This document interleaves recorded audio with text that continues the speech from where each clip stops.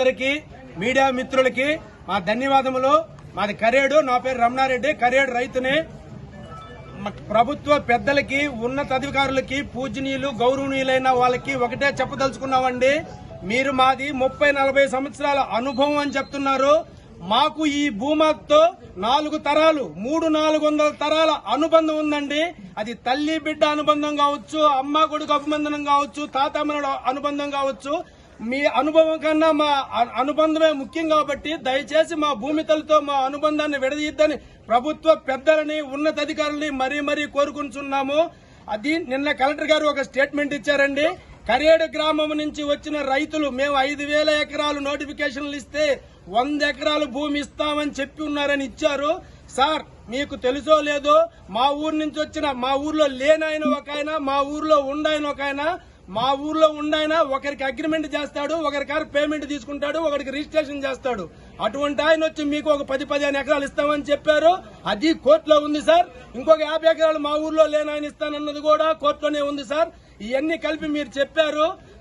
మా కరేడు గ్రామం నుంచి 1 సెంటు భూమి కూడా మేము ఇవ్వం సార్. గది ఇల్లు కూడా ఖాళీ చేసేదానికి మేము సిద్ధంగా లేవు సార్. ఇది కరేడు గ్రామం మాట సార్, కరేడు గ్రామం చెప్పమన్న మాట సార్ ఇది. ఇంకోటి ఏంటంటే, మొన్న 4వ తేదీ గ్రామ సభ పెట్టారు. గ్రామ సభలో మినిట్స్ లో ఏకగ్రీవంగా ఎస్డీసీ గారు, సబ్ కలెక్టర్ గారు, ఎంఆర్ఓ గారు, మా గ్రామ ప్రెసిడెంట్, మెంబర్లు, గ్రామ ప్రజలు అందరం ముక్త కంఠంతో చెప్పాము. మినిట్స్ రాశారు. మళ్లీ గ్రామ సభ అని చెప్పి మొన్న 30వ తేదీ మా ఊర్లో పెడతామని 29 దాకా చెప్పకుండా మళ్లీ 10,000 మంది వస్తారని ఇంటెలిజెన్స్ వాళ్ళు చెప్తే వాయిదా వేసుకున్నారు. ఈ రోజు కావాలని ఏదో పెట్టి తూతు మంత్రం చేయాలని మాకు చెప్పకుండా రాత్రి 9 గంటలకి మన స్వీపర్ల చేత చెప్పిస్తారు. అయినా కూడా ఉప్పిల్ల తెరలు వచ్చారు సార్ రైతులు. మేము ఇవ్వమని చెప్పడానికి మేము ఇవ్వము. మాకు ఈ మధ్య కొంత గ్యాప్ చేసి మత్స్యకారుల్ని, మమ్మల్ని, ఎస్టీని, ఎస్సీలని, కరేడు రైతుల్ని ఎడదీయాలని చూస్తున్నారు మా ప్రజాప్రతినిధి గారు. సార్, మీకు దండం పెడతాం సార్, దయచేసి మమ్మల్ని విడదీయాలని చూడొద్దు. మీరు ఒక్కసారి చూడండి సార్, ఇక్కడ మత్స్యకారులు వచ్చారు, కరేడు గ్రామ రైతులు వచ్చారు, ఎస్టీ సోదరులు వచ్చారు, అందరూ వచ్చారు సార్. మా కరేడు గ్రామం అంటే ఇది సార్. మొన్న ఎందుకు 3 రోజుల నాడు ఒక ఎస్టీ మహిళకి అన్యాయం జరిగితే ఊరంతా కులాల మతాలకు అతీతంగా వచ్చి సంఘీభావం తెలిపాం సార్.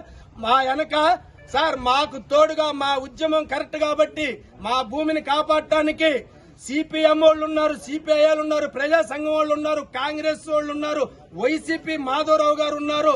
వీటన్నిటికీ మించి ఒక ఎత్తు అయితే బోడా రామచంద్ర యాదవ్ గారు నేనున్నాను, నేను విన్నాను అన్నాడు. మీ భూమిని రక్షించేదాకా రక్షకుండా మీ భూమిని కాపాడుతానని చెప్పారు. ఇప్పుడు ఆ గిరిజన మహిళలకు పెట్టిన కేసును కూడా ఆయనే సొంత లాయర్లు పెట్టి బెయిల్ కూడా ఇప్పించారు సార్. ఆయనకి మా గ్రామం తరపున ధన్యవాదాలు తెలుపుకుంటూ అధికారులకు ఒకటే చెప్పదలుచుకున్నాం సార్, మేమైతే మా భూమి సెంటు కూడా ఇవ్వము, గది కూడా ఇవ్వము. ఇది రైతులందరి తరపున తెలియజేస్తున్నాం సార్. మమ్మల్ని ఎవరిని విడదీయొద్దు. ప్రభుత్వ పెద్దలు గాని, ప్రభుత్వ ఉన్నతాధికారులు గాని మమ్మల్ని ఎవరిని విడదీయొద్దు. పోలీసు వారికి కూడా ఒకటే మనం సార్, ఇప్పటికే ఈ 3తో 44 కేసులు పెట్టారు మా మీద. దయచేసి ఇంకా కేసులు పెట్టద్దు సార్. కేసు అనేది పెడితే ఒకవేళ మేము ఏమన్నా ధర్నాలు శాంతియుతంగా చేసినా పైన దేవుడు అనేవాడు ఉంటాడు సార్.